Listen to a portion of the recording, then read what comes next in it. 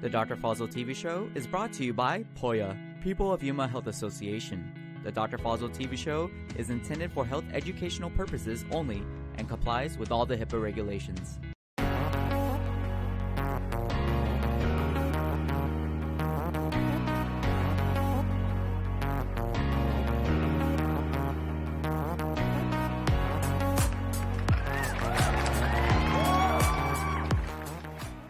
So today we are going to split the presentation into two parts. One is about People of Yuma Health Association, which has been the force behind this whole thing, the platform behind this educational seminars. So I kind of like discussed that earlier in the earlier sessions, but then we didn't do it. So I'm going to talk about that a little bit, and then afterwards we're going to start talking about different kind of weight loss surgeries. This is episode 6. Now, just remember this episode is also being recorded, and we do have it available online on the YouTube as well as on the website drfazilshow.com, and also on the Roku TV as well. Roku TV. I mean, if you have Roku TV, you can search Dr. Fazil Show. It will come up, and then you can save on your home screen. And after that, it takes typically 2 weeks for the show to become available. It's free. We have, last time when we checked the statistics, up to now around 1,200 people have downloaded it in different cities, and the numbers. Every time we do a show, number goes up, and I think we can watch it from the comfort of their home. So we are being watched. That's a little creepy, but that's a new way of doing things. So one thing we have to do when we go through the session is not ask. You can ask the questions, but don't give your personal information, because it's kind of like being available online. So I don't want to give your social security number. I'm just kidding. I'm sure you're not going to give it. But just ask a general question, not specifically that you have that medical condition, but you can just say, what if somebody have that condition? And in that way, we'll be compliant with HIPAA law. There's a privacy law. We have to follow that rule. So here we go. So POYA, People of Yuma Health Association, that's easy name to remember. So it's a non-profit organization. It was incorporated in June of 2017. The website is poya.org. So we kind of like keep evolving, and POYA can do for the community. And we figured it out that the best thing in our power was improving healthcare system in Yuma. Healthcare for all. That means there should be no pre-existing condition exclusion. I mean, this is kind of crazy that you can have a healthcare if you don't have any health problems. That's like perfect, right? And if you do have a pre-existing condition, then they wouldn't cover you. No, Medicare covers, obviously it's a good insurance in that way that they don't, there's no pre-existing condition exclusion clause. But has it been that clause in Medicare as well, or Access or Medicaid, we were in big trouble. So a lot of private insurances, which are, like a middle-aged group, they're, working hard, but when they want to get the insurance, they have to be healthy. If they are not healthy, they can't have insurance. So it defeats the purpose. Like, what's really, what's the benefit of that? It's like, I can give you a credit card to my son and say, you can spend it all. And he said, how much I can spend? I said, is the $1 in this card, and you can spend all of that money. But he will say, there's only $1. I said, yeah, but you can spend everything. It's worthless, right? It's worthless. So that needs to be changed. And the only way we can change is by, obviously it has to be more affordable and efficient healthcare system. Healthcare delivery system has to be more efficient. If you look at the statistics, the most cost of healthcare delivery is seems like it's used by doctors, but it's not. It's actually done by pharmaceutical industry and by the hospitals. One helicopter ride, and I can tell you the real story. I saw a patient yesterday. He fell. He's 85. He fell on the floor and bruised his face. I went to the hospital, and they said he had to go to a bigger hospital for making sure he had internal bleed and it get fixed. They flew him on the helicopter. The cost was around $55,000 from trip from Yuma to Phoenix. Seemed pretty expensive. When he went to that hospital, they say, well, you're fine. We don't need to do anything. I think it was just over precautious reason. I said, okay, what's next? He said, now here you are discharged, go home. I said, go home where? Where's the helicopter? He said, no, you're going home back on Uber. I'm like, or call a cab. And this gentleman have no familiarity with bigger city, and he was miserable. He had to call his family members, and nobody will help him because he was in Phoenix. They were in different states. So it was really a flaw in the system, and the cost. I mean, you can imagine, you spend $70,000-$80,000 on the outcome was zero, and the patient actually could have lost his life while coming back to Yuma. I mean, I was thinking that way. So that's one thing. The cost of healthcare delivery system, you can see, was mostly by the second is pharmaceutical industry, and you can see the medications. If you buy from here versus Mexico or another country, there's a big price difference. So that's where the cost is. And I know there's always a donut hole every year, and a lot of our patients, my patients, they have issues getting their prescription refilled, and they have to rely to get it either from Mexico or do something else. And sometimes those medications, they're not real, or we're not sure if they're real or not. It's hit or miss. So those are basic flaws, and the reason is the lobbyists, the hospital. So another thing which recently got popped up is the hospice. The reason for the hospice is like euthanasia. I mean, pretty much it's a mercy killing. I mean, you have to know that. Quoted, it is not real, and why they're doing it, because they just want to. What they have found that the 90% of the cost of Medicare is utilized in the last 30 days of the patient's life. So, well, then they thought if there's no last 30 days, then they can save 90%. Well, how they can do it? They can do it rationing. That will be bad. Like politically, it would be bad. So they come up with this new thing, hospice, and they pay quite a bit of money for the hospice. And all they have to do is push the morphine pump or morphine.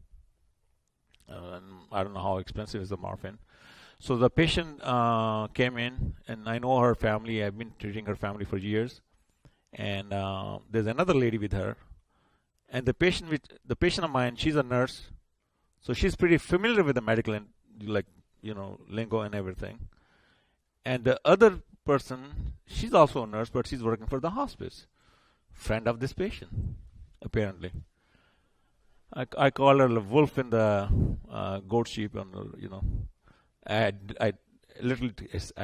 told her before she left. She got mad and said, "The next time you come to my office, I'll call the police on you." I was mad because she told me that she wanted to be on this patient need to be on the hospice before I even started. She had a foot infection. So I'm like, okay, well, very nice. This time you have somebody accompanying you. And before I could start examining this patient, she said she wanted to be in the hospice. I said, hospice? Like, what happened? Or did I miss a cancer? Did you have a metastasized cancer? She said, no, just a foot infection, but she wanted in the hospice. I said, you keep saying it. She wanted in the hospice. She's not saying anything. She can talk. I said, you want to be in the hospice? She said, I don't know. I said, do you know what the hospice is? It's like, you're not coming back. This is end of everything. That means you're gone. That's what they do. And And the way the hospice works is the patient does not die within few days. They don't pay you. So they have a clock clicking on them, and that's bad. So so the hospice, hospitals, pharmacies, that's kind of like what do you call it? Love triangle. Yeah. So that's where we come in as a patient's advocate. Like, we have to educate the patient. Obviously, we're doing this education seminar now, but we have to go beyond that, not just educating on the health issues, but also the behind the scene issues. What's the motivation factors behind the thing? So the cost could be dramatically dropped by keeping patient healthy. Don't let them go to the hospital. Now the hospital want to do the same thing. Well, this is the thing. There's a saying, and I don't know if it's saying in the English or not, but it says that if the horse have a friendship with the grass, what he's going to eat, right? So is a conflict of interest right there. Like, how can the hospital can say, well, we want everybody to be healthy. Well, who's going to be on their beds? And how they're going to make revenue? So there's no way in the world they want you guys healthy, right? So what they're doing now, they're buying practices, right and left, right and left, right and left. They bought few hospitals, and I wouldn't say the name. They bought practice in St. Louis, and they bought practice in multiple places in Yuma. And I was approached to do the same thing, and I said, have a nice day. And there's a word known as EXIT, exit. Follow that sign and leave. So the reason they want to do it, because that's a feeding channel. So you go for a cough. Next time you see you're actually in the hospital, and next time you see that you're being flown to on the nice helicopter on another hospital, and then you're coming back with Uber. That's crazy.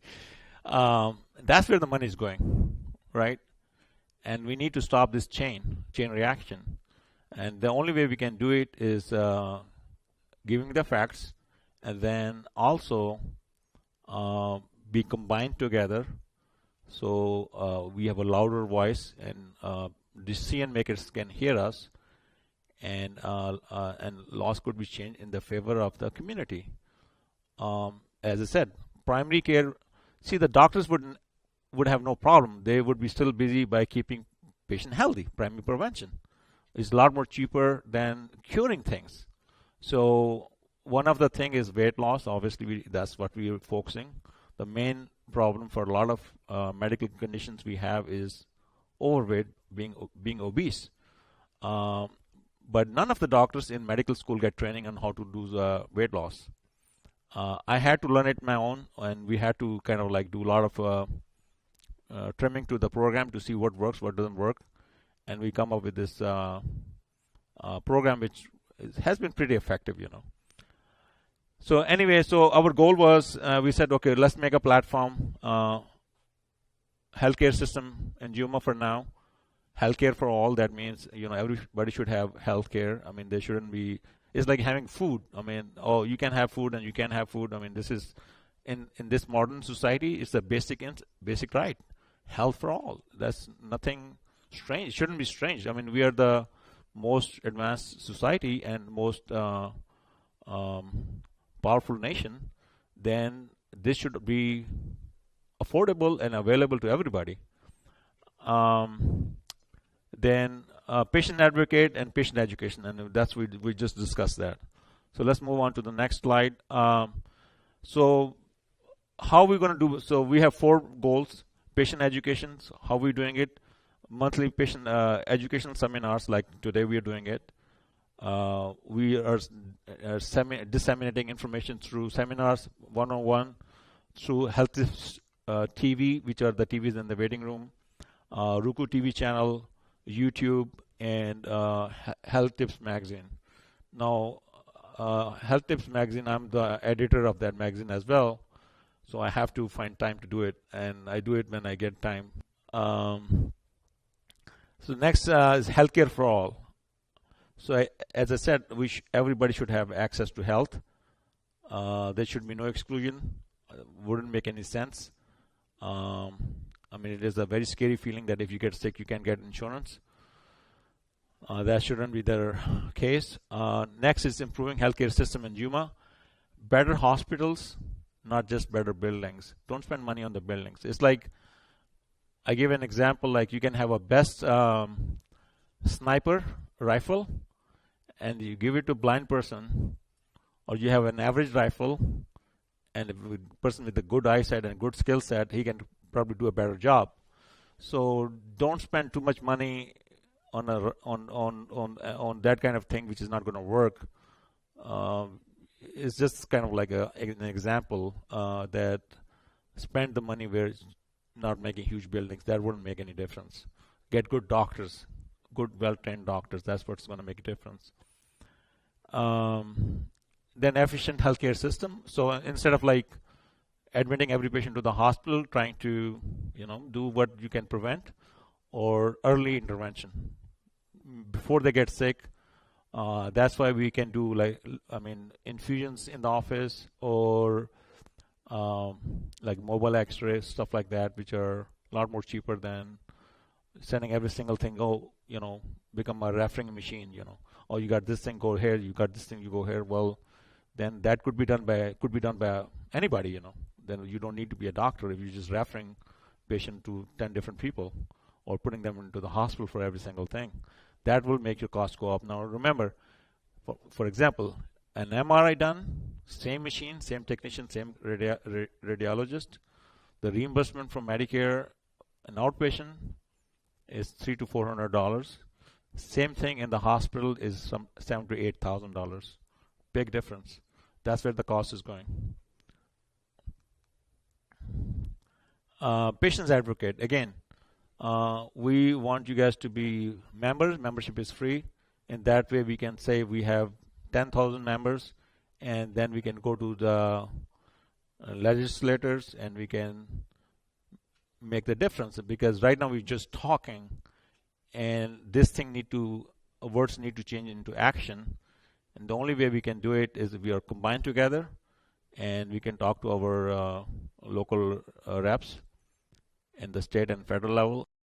So you can go to our website, poya.org, and go from there. And then Nadia, she's an internal medicine specialist. She's my wife, actually. And she is now the president of Poya. She has been in Yuma for the last 10 years, and she wanted to do something for the community. And we kind of figured it out that she's best suited to run this platform. I'm in the trenches. That's what I call it, in the foothills. I'm in the trenches. You got to be behind the line of fire, do what you need to do. So she planned to run for Congress for 2020. As I said, we can talk, but if we got to have a change made, then it has to be done where the changes are being made. Go there where you can make a difference. All right, so we're almost getting to the next step. And again, my mission is that by the end of the session, every session, we learn something new which we can implement in our daily lives.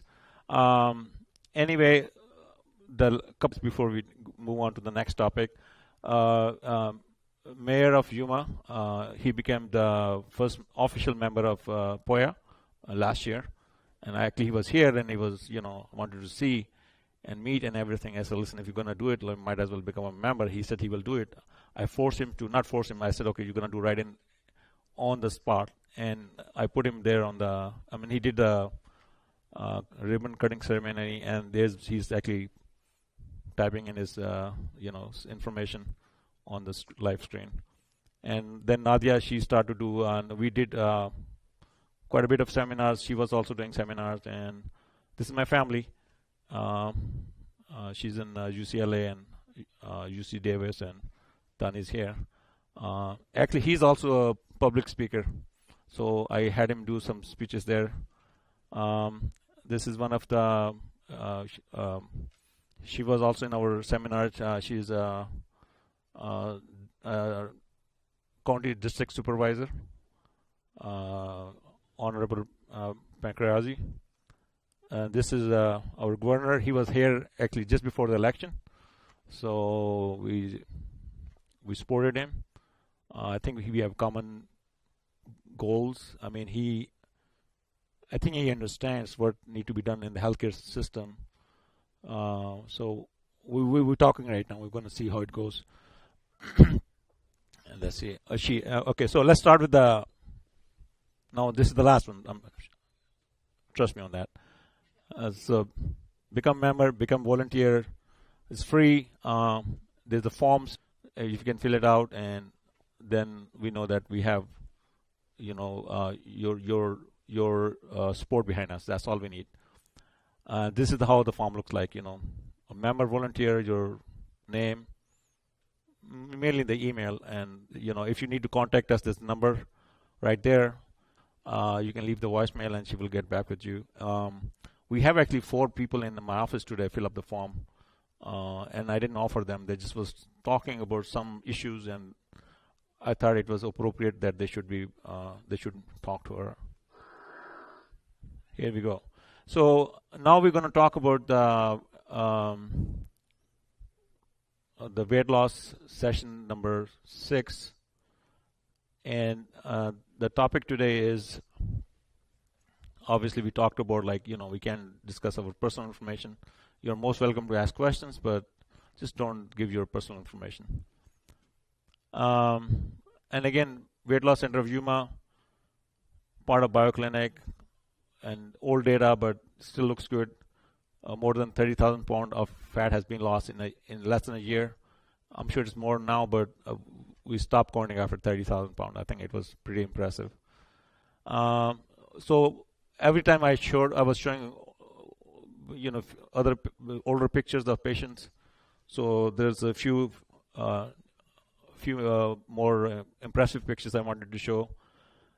This gentleman is before and after. I think he lost weight within 6 months, and you can see the big difference. This is no Photoshop, trust me on that. And this is side view, and you can see how much waistline. He looks to a different person, right?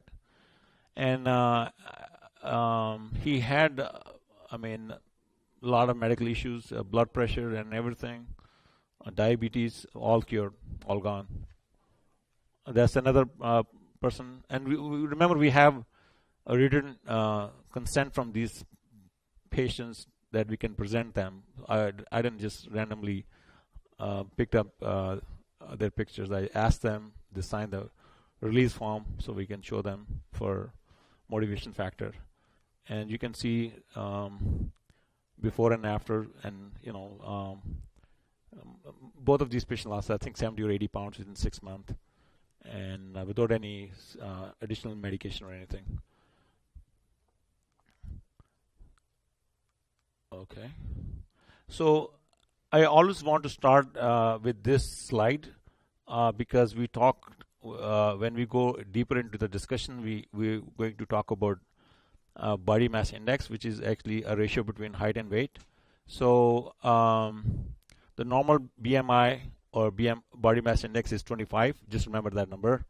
Between 25 to 30 is overweight, and above 30 is obesity.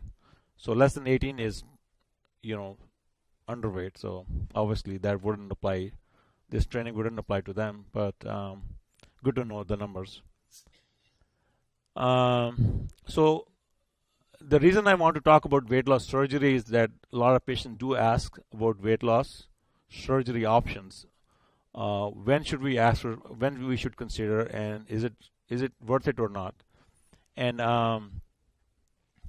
so for medical weight loss surgery, only you can do it if you're an adult, and if your body mass index is more than 35. Remember, we discussed the BMI norm is 25. Above 30 is overweight or obesity, and 35 is where it has to be above 35 to qualify for that. And then you have to know the risk and benefits. That's why when we do recommend for weight loss surgery, they have to see a psychiatrist. The psychiatrists have to say they are mentally have capacity to make a decision, risk and benefit, and then that's the next step is approval by insurance. It's very expensive surgery. Cost it depends on what kind of surgery you get, but and which center you go to, but it can cost from $10,000 to $50,000. It's pretty expensive. So the insurances, they are very, very selective, and they wouldn't just approve every single person. And you remember, you still have to make lifestyle changes after the surgery. That it doesn't mean that you have a surgery done and the weight will just never come back. It will come back if you didn't change your lifestyle. So it will, if you do the surgery, it will bring you to your goal weight or your normal weight within few months.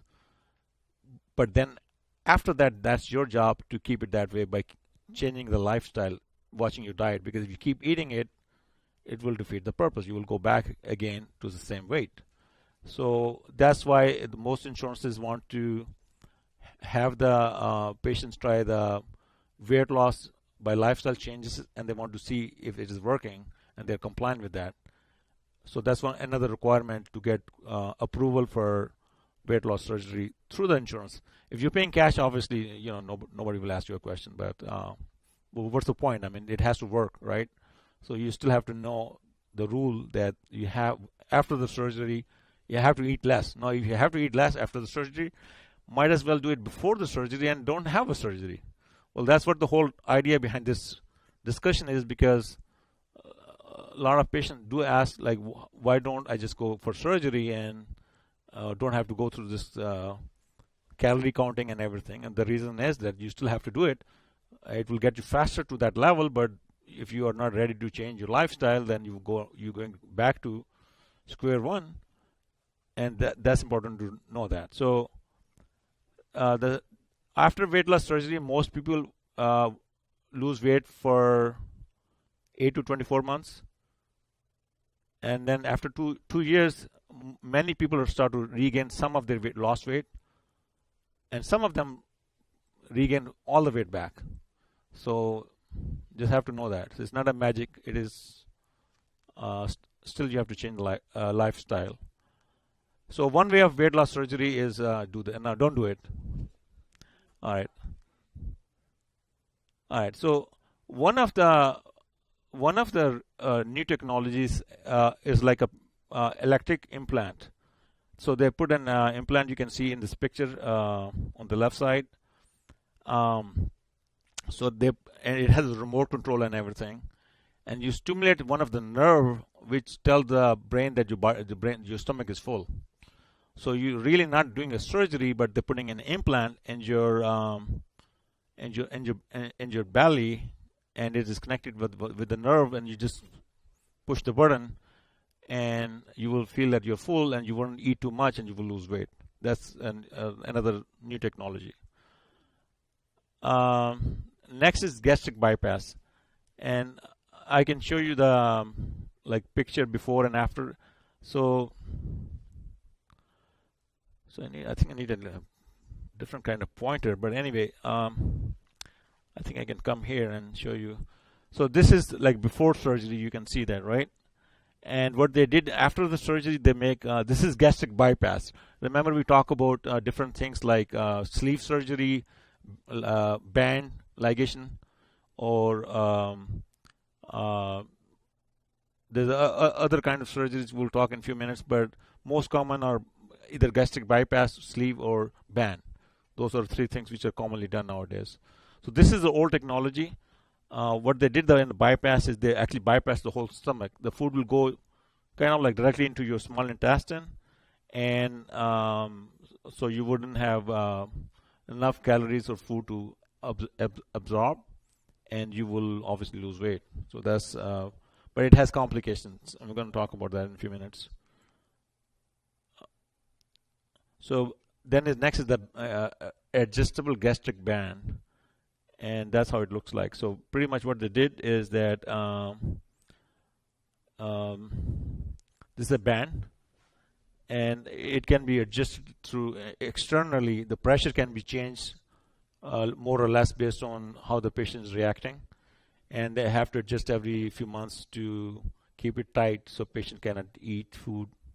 Well, my other thought was, why don't we staple their lips together? They wouldn't be able to eat, right? It looks scary though, but in reality, that's all we're doing. We are just cutting the food intake. Well, you can start from here, but again, it will be cosmetically really bad. It's only good for Halloween. The gastric sleeve is the new technology. So pretty much what they did, they actually sliced the stomach in half, and so they made the stomach small. That's what the sleeve is. It's simple surgery. It can be done laparoscopically, and so the stomach has less capacity, so you will eat less because you get full faster. So this is a comparison between sleeve and bypass. Like some patients get confused. What's the difference between both? Looks the same, but you can see in the sleeve, they just made the stomach small. In the bypass, they bypass the whole thing altogether. So that's the difference. So there's more complication with bypass than the sleeve. The next one, the fourth common one is duodenal switch. And I mean, I don't know how much familiar are you with the anatomy of the human body, but I can give you some just orientation. This is the liver, that's the gallbladder, that's the stomach, that's the spleen right there.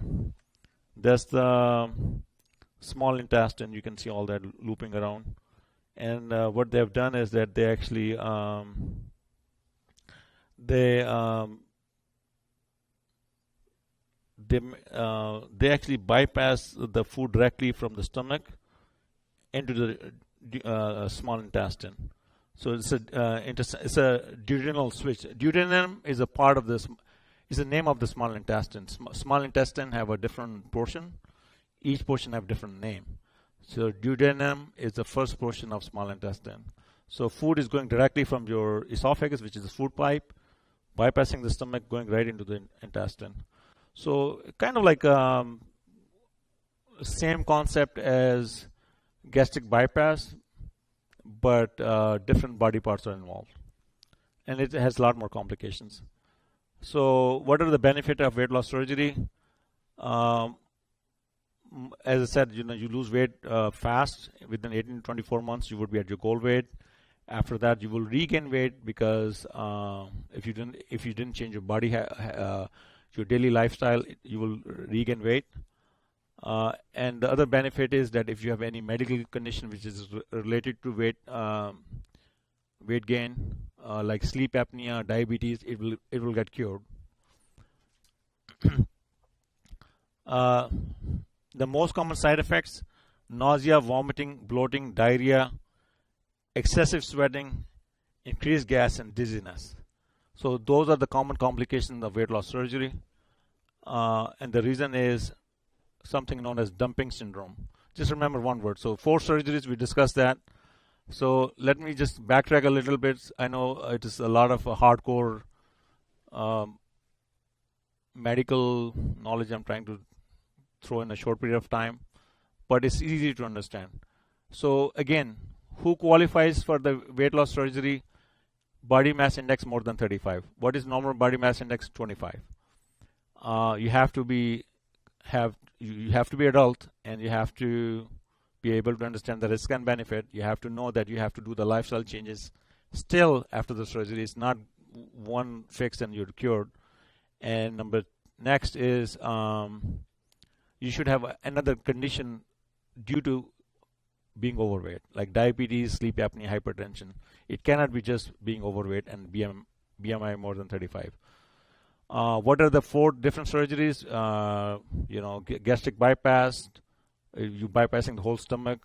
Gastric sleeve, you're cutting the stomach in half, or portion of the stomach is being cut.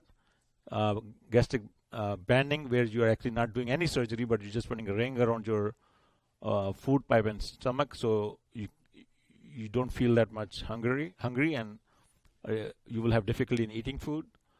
And next is duodenal switch, where you're actually bypassing the whole stomach, food is going directly from the food pipe into your small intestine. And there was a new technology we discussed, that electric implant, where you can put something like I don't know if some people are familiar with the spinal cord stimulator, where when they have a pain, they push the button and it stimulates the spine. and it actually it's good my son is gone. I was going to tell you that in fact there was one rare side effect that in spinal cord stimulator where one person had it, and every time she will press it, she will have an orgasm.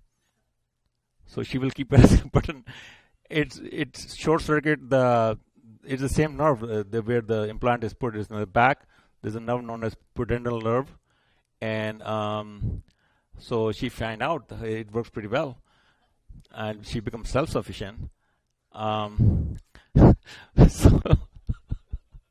So, so so there's some side effects, some weird side effects. Something happens, so you have to know that.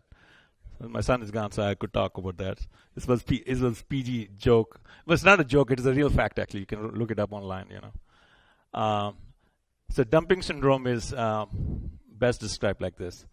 So since you're bypassing stomach, so the food is going directly into your small intestine, and you will have diarrhea because you have kind of like malabsorption because you don't have time for the food to be processed.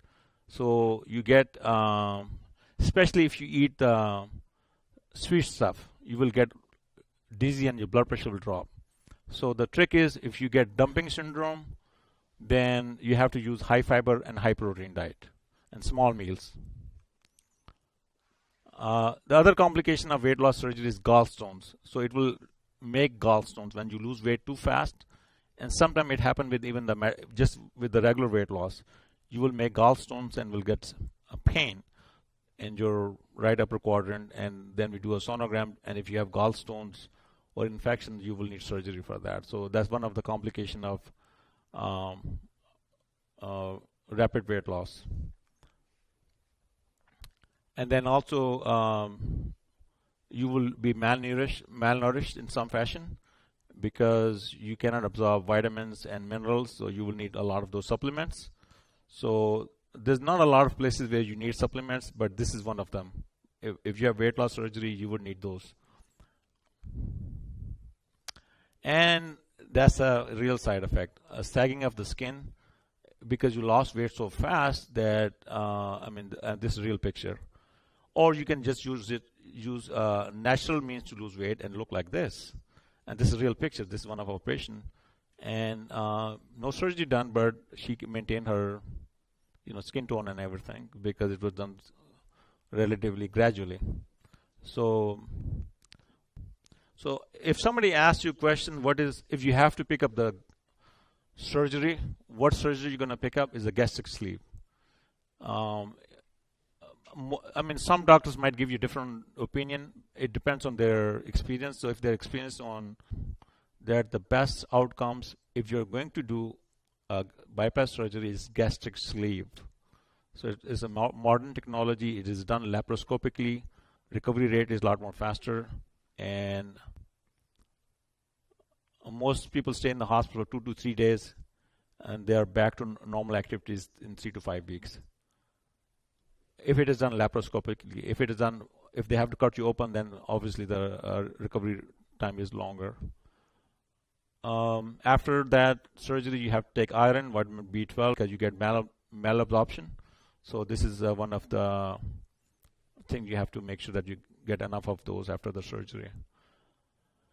And then what are the lifestyle changes? Same thing as we do now, but you will have to do, eat small frequent meals, good nutrition, exercise. So we're done. So I hope I conveyed the message that now you are expert on gastric, weight loss surgeries. When you go back home, you can talk to your neighbors like experts. Okay, what is the best surgery to do? None. The best thing is to just lose weight naturally. But if you need to do it, then your BMI has to be above 35, and then you have to have the best option is gastric sleeve. And that was my seminar for the day, and we talked about the POYA thing. And the next seminar is obviously always on the last Friday of each month, is on January 25th, 2019. And same time. and the topic is role of detoxification in weight loss. We have talked quite a bit of other things for the weight loss, like different kind of diets, exercise, and supplements, and now weight loss surgery. But nowadays, there's detoxification for every single thing. Detoxification, your feet, your hair, and so many things in the market that is mind-boggling. So my thought was that I can actually, just like we talked about the surgery, we can talk about the myths and facts of detoxification. Is that even worth it or not? And what are the pros and cons? So we will talk that next month. So keep that date on your calendars and we'll meet then. Now I am ready for your questions. And after that, we'll have lunch. So here I am. Any questions? You always ask good questions, so don't be shy. Oh, I have to look into the camera. No, the glucomannan. Oh, glucomannan, Mr. Robert. You have to come and show your trick. So before he does that, let me give you some background information. Glucomannan is a natural supplement. It's an extract from a root of a plant. The name of the plant is kojan. And what it does is it swells up fast with the water. So what we recommend to our patient is that take it an hour before the meal and then drink a lot of fluid with it, like water with it. And it swells in the stomach. And when you want to eat food, your stomach would be already full and you wouldn't have urge to eat food. And then you get some good diarrhea with that as well, because it's the fiber. So he did some experiment at home and he said he wanted to show it. We'll see what he is going to show us today. I hope everybody can see it, but Dr. Fazil, I was in there right after Thanksgiving, and I mean, I ate really good, 2 weeks before I went to see him again. And over Thanksgiving, the turkey and everything you could eat. So the time before, he was talking about this. I got the powder, but he has pills that you can take and they expand in your stomach. And I told him I bought this powder, and I thought for sure I put on 5 pounds and I was going to get yelled at again, over the 2 weeks before vacation, before I came in. And I lost 3 pounds. so that's good. That's good. Awesome. Yeah, I lost 3 pounds when I thought I was going to really be in trouble. But and I do take this, but I don't just take 1 cup. I have 16-ounce cups, my big ones, okay? And I use lukewarm water, and I put in 1 big round of teaspoon, and you mix it up. And you do it really fast because it will start to thicken, and it really gets thick. And pretty soon you're going to eat it with a spoon because it's really thick. And when it gets in your stomach, it's going to continue thickening up in your stomach and fills you up. And there's no calories in it. And it tastes like cream of wheat. If you like cream of wheat, well, then the same flavor. And even if you didn't get it all stirred up, it looks like it's, well, it doesn't dissolve. You see, it's like, not slime, but it's real thick. And if you eat it, it tastes just like the cream of wheat still. So I wanted to bring this in and show everybody and mix up a little bit so you can see what it does. It's not very expensive. I don't know if the pills would be better. And I tried it in my coffee, and I always drink coffee black, but then to have a good flavor, I put that cream in it, the coffee mate.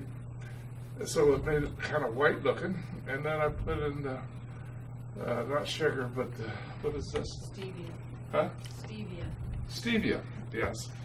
And then I put not tablespoon, but a big teaspoon, and stirred it up.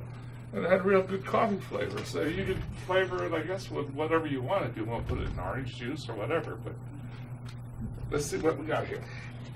Great. So this was the last minute setup. I didn't realize that we were he wanted to do it today, so we said find a chair and something which we can see with see-through bowel.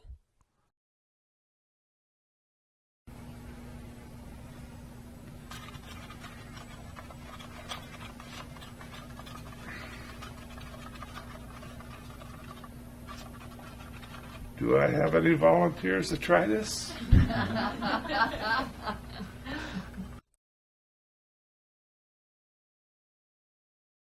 Come on, you gotta speak up. It's really thickening up in here. I'll show you. See how it's thickening up?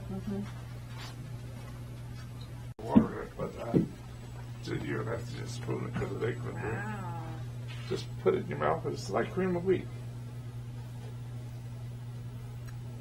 With a little bit of sweet and low in there. Anything, sure. Make it. Honest, and if you're still hungry, like I'm always hungry, I eat, but then I'm hungry. Well, this here expands in your stomach, and you're not hungry no more. Looks good. Great, thank you so much. But honest, this is really a lifesaver. If you're hungry, take this, and it expands in your stomach, and you're full. And there's no calories involved in it. Before each meal. Yeah, before each meal, you don't even have to eat. But it will make you have to get a stool softener, because the next morning, after you're drinking 2 cups of this stuff down, you might not go. So if you take a couple pills at nighttime, and then it'll loosen your stomach up so you can go in the morning. So, yeah. Great job. Thank you so much. I appreciate it. Give him a big applause. And the second one was the bitter orange.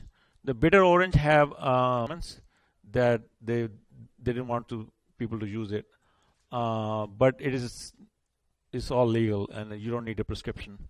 It's just actually a bitter orange. It's nothing really more than that.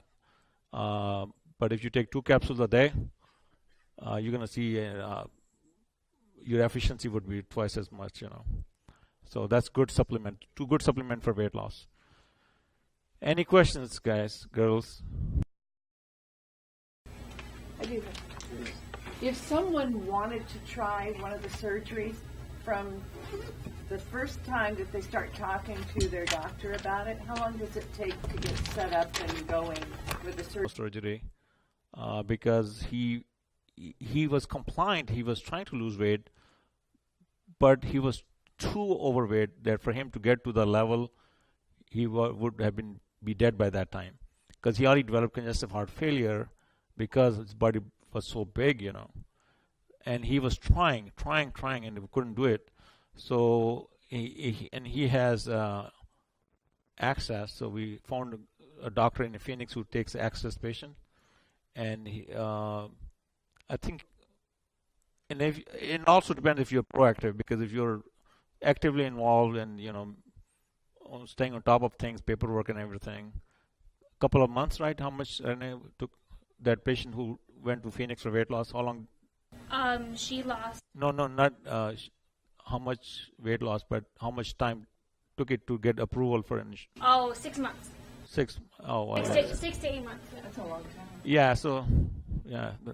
Unfortunately, yeah, because it's an expensive procedure. So, insurances, they're pretty, which is insanity if you look at it. I mean, how much money they can save by this patient who's not going to use their medications or other things. But she also had to have 6 months prior medical proof that she was in a medical weight loss program, that she was trying to lose it. And then after the 6 months, then it took another 6 months to get through the process. Yeah, so it is pretty lengthy process, because they want to make sure that patient would be able to follow the lifestyle change after the surgery. Yes, sir. What is the age of an adult then? Is that 18 or 21? That's a good question. I think it is. I'm not sure. I have to guess it's above 18. You should be fine, and you cannot be pregnant. That's another thing. You cannot be pregnant at the time of the surgery. Dr. Fazil, you have another fellow, I'm not going to mention his name here, but he was extremely overweight.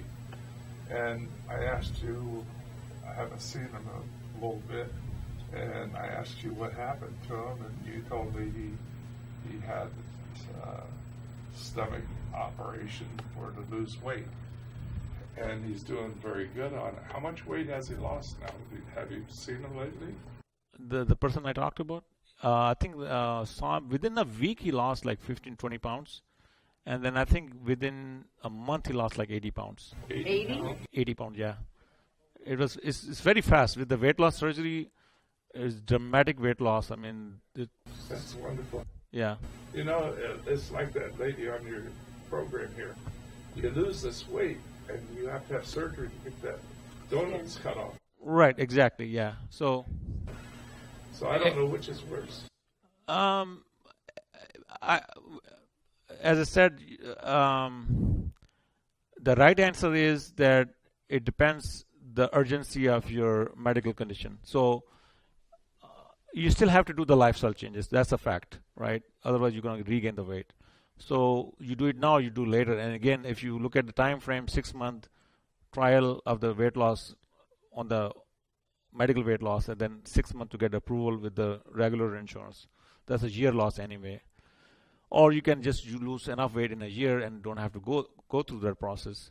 But as I said, my opinion would be, if you ask a neutral person, not ask the surgeon who's going to do the surgery, he's always going to say yes. It's like asking a barber, do I need a haircut? He said, yes, you need a haircut. Well, that's how they make money, right? But if you ask the real answer would be, you will need only surgery if there's a medical emergency or urgency of losing you weight fast enough, so then they can just continue to keep that weight by changing the lifestyle after the surgery. Like in this case, a gentleman who had heart failure and he was almost choking to death, and we had to push that route. And he lost, I haven't seen him for the last couple of weeks now. I think like a couple of weeks. But the last time I saw, he has lost 80 pounds. Yeah. Great. Another question or statement even, we have a personal friend who did have gastric bypass about 5 years ago. And since then, when she takes her vitamin supplements that she's required to take, she cannot swallow pills at all. She has to crush everything. Does that have to be the rest of her life that she won't be able to take a supplement in pill form? Because she always has to crush it? That's true, always. Because I don't know what kind of surgery she had. Bypass. So gastric bypass, the old technology, it has a lot more complication than the new technology. So yes, as I said, there's a lot of complications. She probably have developed stricture. I have actually one patient. It was he's a school teacher, and when I saw him, it was almost he was close to was very, very sick. And he was being seen by another physician at the time. And then he switched. I was taking care of his wife, and switched, and he's working. He was swollen. He was pale, really pale, malnourished, and so he had a gastric bypass, and he lost a lot of weight. But after that, he developed a stricture, like a constriction around the esophagus, and he couldn't eat. And then he showed me the picture. He had an endoscopy done, and the opening was just like half an inch open, so he couldn't swallow anything. So he became so malnourished that he was very anemic because he was not making blood. He have no vitamins in his body, and there's nothing you could do. So every 3 months he will go to the gastroenterologist. They will put a balloon and try to open it up. A month later it will close back again, and he was struggling. So I sat down with him one day and I said, listen, I'm going to give you intravenous infusion at the hospital, blood transfusion, iron infusion and everything, kind of buy some time so you can catch up. And then we can see what's the next step. And the next step was we have to actually put a G-tube. G-tube is like you make a hole in the stomach and put a tube which hangs out from your belly. And he had to now for lifelong have to push the food through that tube. Well, I know it seems pretty bad, but his life changed dramatically after that because he has been sick for years since he got surgery done because of that complication. So now he could actually at least have a lifeline. He could push the food. Now he have to crush the food and everything, push through the syringe and wrap around his waistline, and but his life was day and night difference after that procedure done. But I had to kind of like go through that discovery phase. Okay, like what realistically we can do, or we can just keep pushing him to the hospital over and over, like it's not going to work out. If we have to do it, we have to do it. So we just have to do the G tube, and then he's fine now. Obviously, it is not a fun thing to have it, but just anything when something new is starting, when the new thing comes in the market, you don't know what the side effects are going to be. So gastric bypass surgery, when it was done, earlier in the days, nobody knew the side effect would be that bad. Not everybody gets it, but a lot of people have side effects. I've seen so many patients having bad diarrhea because of dumping syndrome. They dump everything. That's easy to remember that way. Strictures, and I think your friend have stricture developed just like he did, and now she have to crush food and everything. And I hope it doesn't get worse, but it can get to the extent where she could be very malnourished. And my recommendation at that time would be the G tube. I mean, this is your lifeline. Yes, sir. This seminar has really been an eye-opener, and it's been a real eye-opener, this seminar. And I think your weight loss program is slower than anything compares to having these operations, but I don't have to have my skin cut off after I lose the weight. It's better to take it slower and lose the weight, and it's hard to do, but I mean, I've lost 50 pounds, and then I gained 10 pounds back, and then I got down 20 more, and now I'm back up again a little bit, but I think it's the best way to go. Well, that's a good comment, and remember, sometimes I tell my patients, okay, if you're not losing weight, a lot of patients have lost weight, but if somebody's not losing weight, it's still not a bad situation because they're not gaining weight. Because have they not falling or trying to lose weight, they would be keep gaining weight, and that would be worse than what they are now. So either way, it's a win-win situation. And weight loss is never a linear process. It fluctuates. We all human beings, there's holidays, Christmas, New Year, and birthday parties. I understand that. So we are very flexible. We know it will happen. And I see like this last week, a lot of patients have gained few pounds. And I know it's Christmas, so there's nothing wrong with that. Because, we have to have some life, Some social events happens and it happens. But then they go back on track, and then they keep losing weight, So I think in this way we can have a little bit more flavor in the life, and not very boring program and no fun at all. You have to have something, and I think that's all right. And you also have to remember that nobody have gained weight overnight. This was a lifelong process. Most people have overweight since their teens.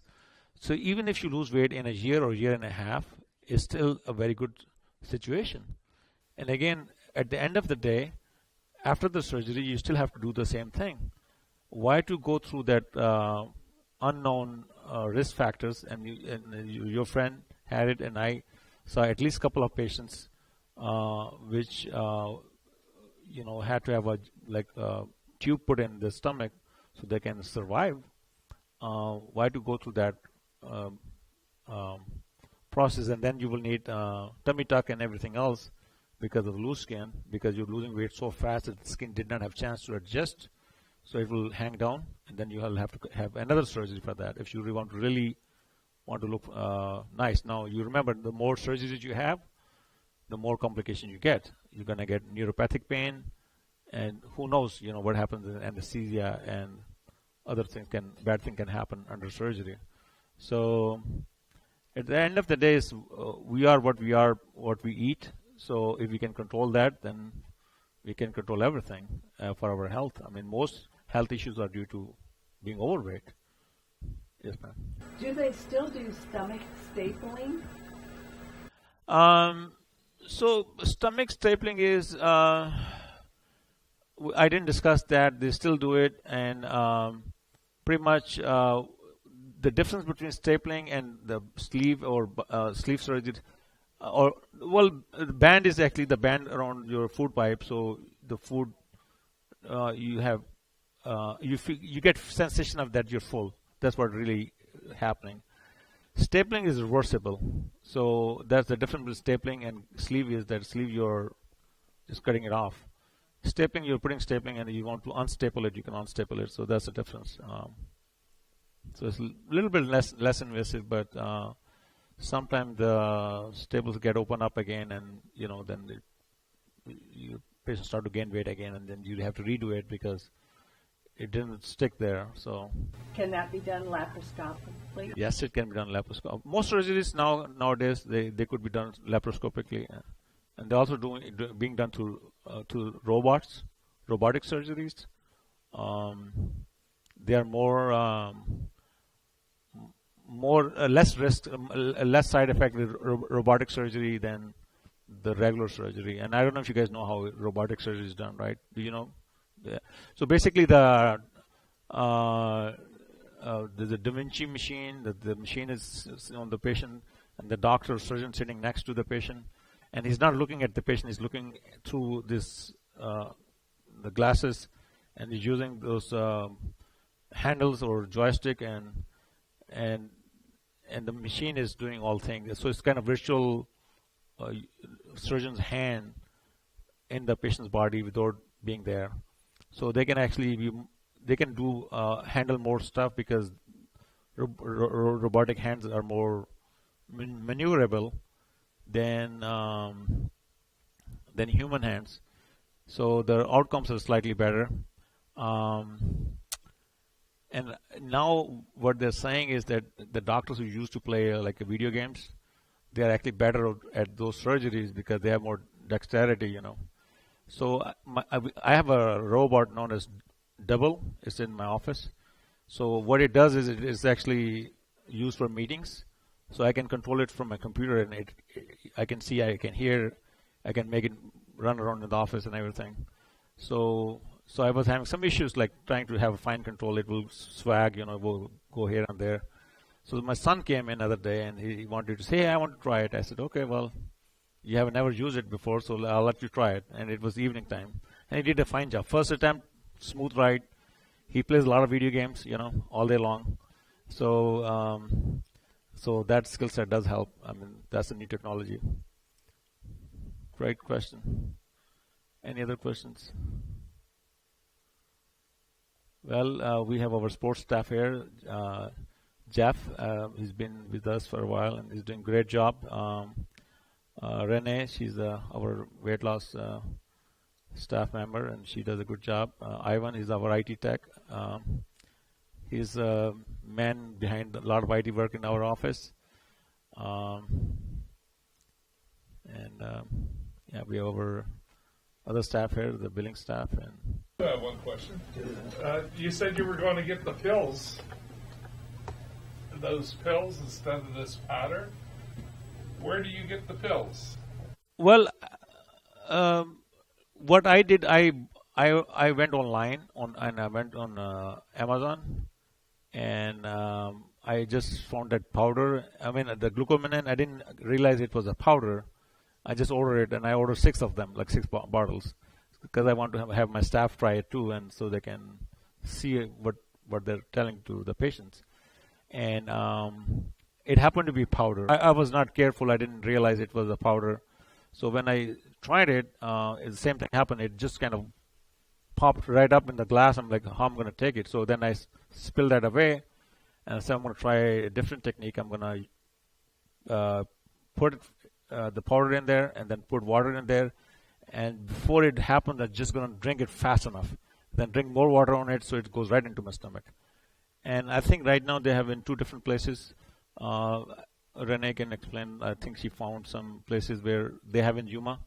There's one is, I think, in Sunshine store, Sunshine Herbs, and one is in the vitamin shop. So one patient I sent, I said go get it, and he got a bitter melon actually.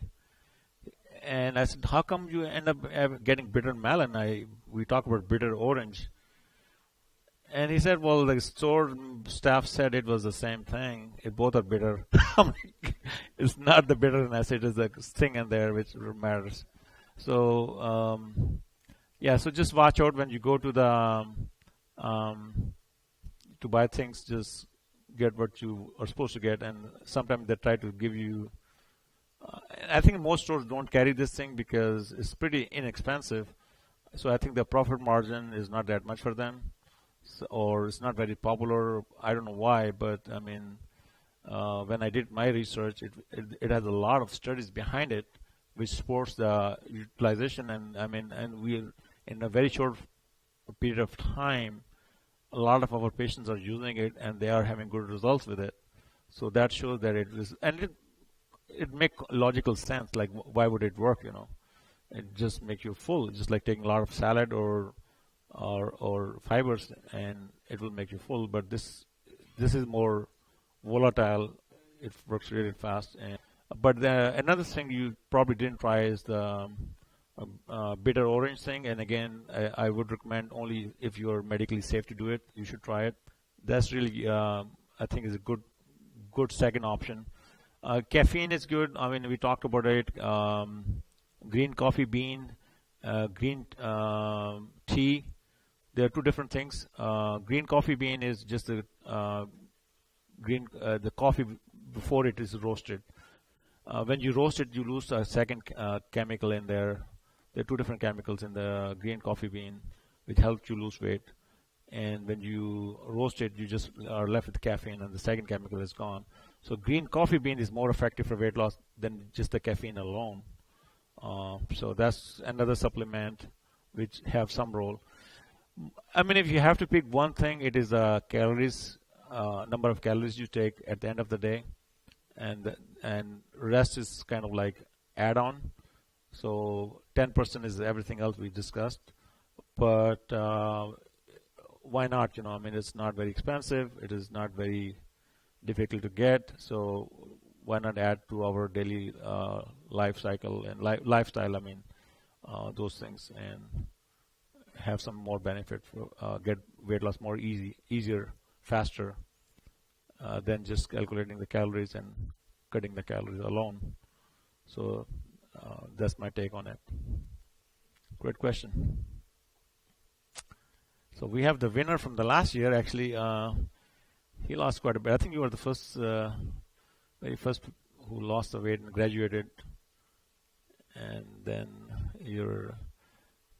when people travel back and forth, you know, you lose track. But he's back online. So, great. Let's have some lunch. We have a lot of glucomannan out there. I'm just kidding. For the lunch. Thank you for coming in, and we'll see you next time. Thank you.